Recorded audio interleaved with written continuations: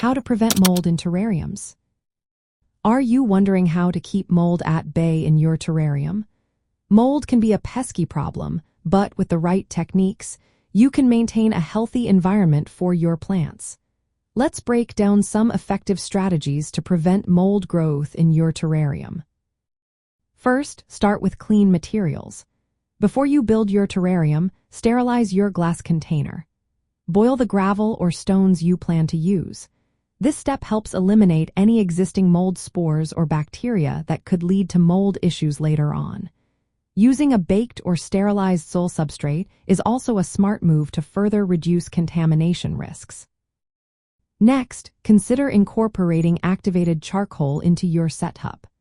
Activated charcoal is a natural purifier that absorbs toxins and excess moisture. This helps create an environment that is less favorable for mold. You can place a layer of charcoal above the drainage layer or mix it into the soil for better aeration and water filtration. Adding sphagnum moss or similar natural materials can also be beneficial. These materials have antimicrobial properties which help inhibit mold growth. They absorb excess moisture, making it harder for fungi to thrive. One of the most important tips is to avoid overwatering your terrarium. Excess moisture is a primary cause of mold. Water your plants sparingly, only when the soil feels dry to the touch.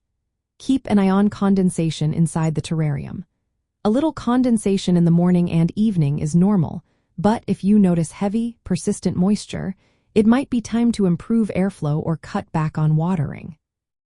Speaking of airflow, improving ventilation is key. Occasionally remove the lid or slightly tilt it to allow fresh air to circulate.